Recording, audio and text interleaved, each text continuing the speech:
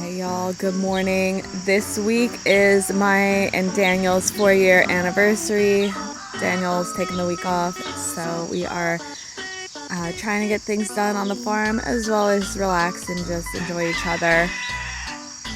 Monday, let's get these cows on the farm. All right, let's go pick up our cows.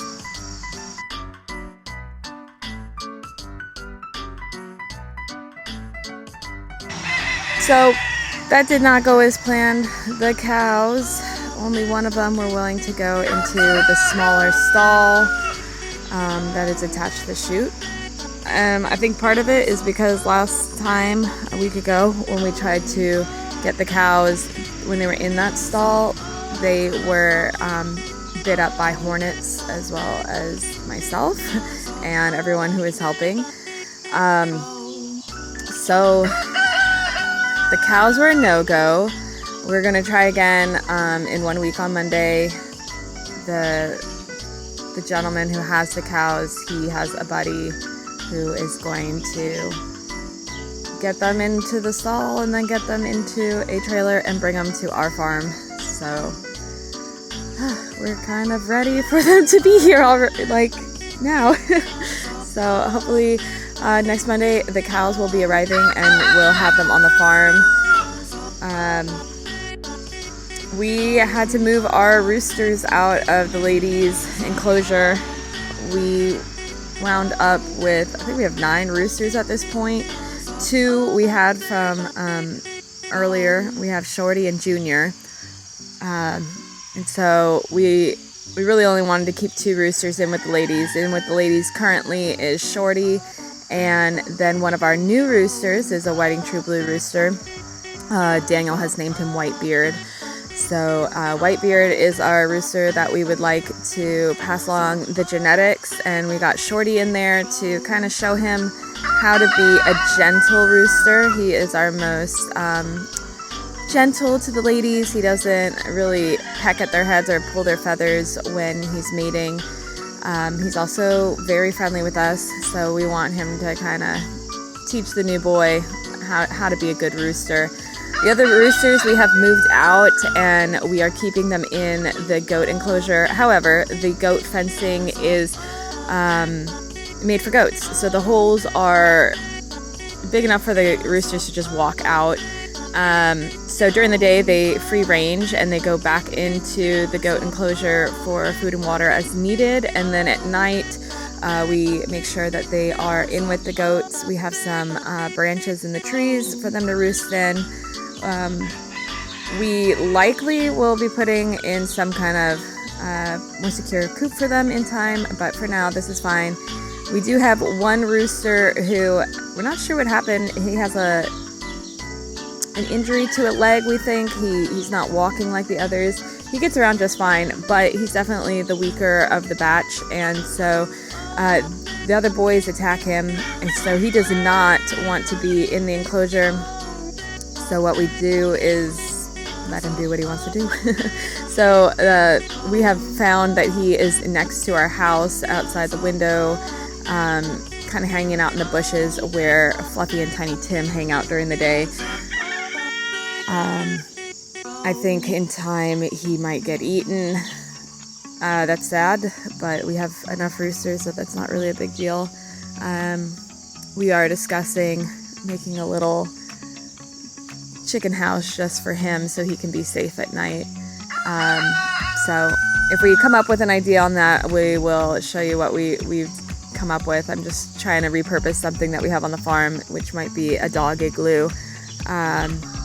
And I'll show you what that looks like. Anyways, so let me go ahead and show you what we're up to this week.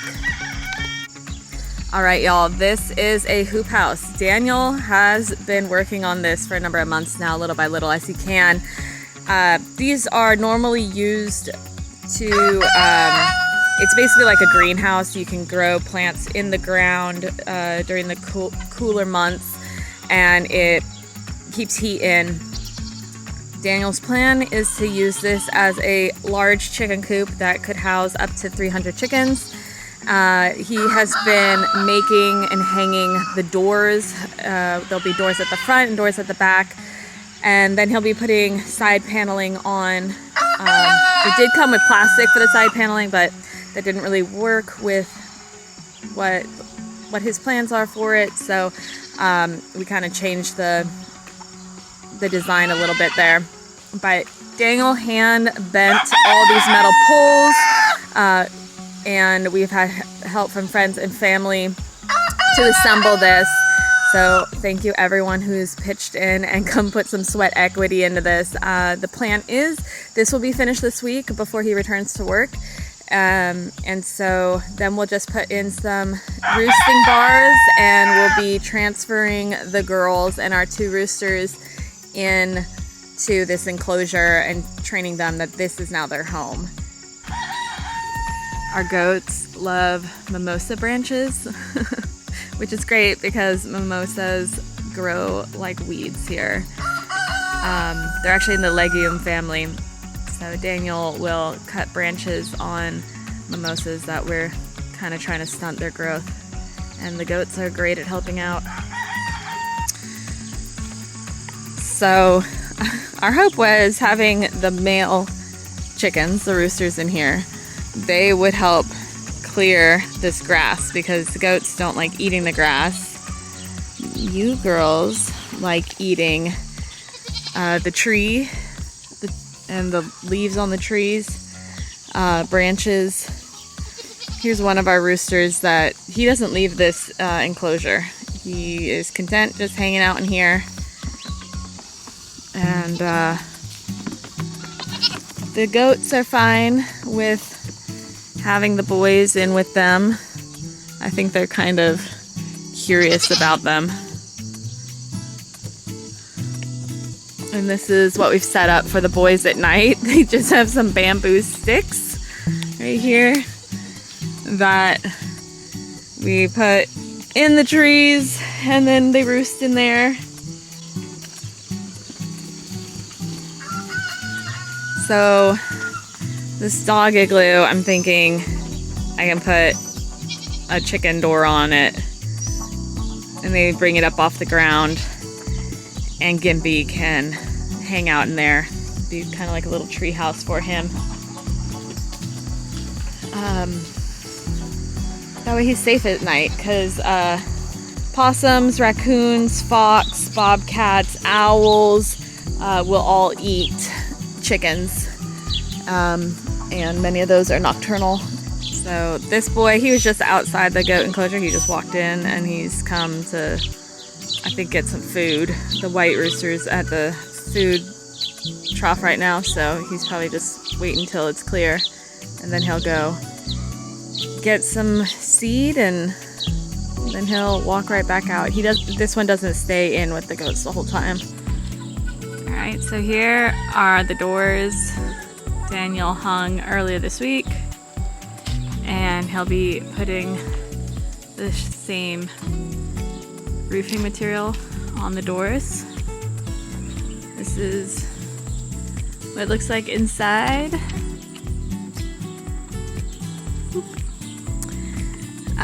It's open here. There are bars that roll up the plastic, and so during the summer when you don't want it super hot in here, you roll it up so you get airflow, and then during the winter we'll put it down to keep it warm in here so the chickens aren't dealing with frostbite and just freezing temperatures.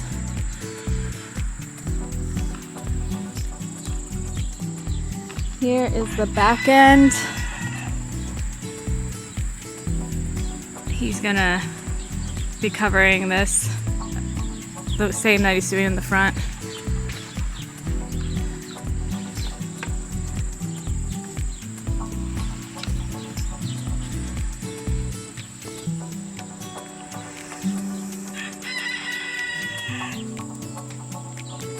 And we're actually talking about sectioning off a piece of this so that way I can do some gardening in here. We do have another hoop house for me to do gardening in, but we need to assemble it.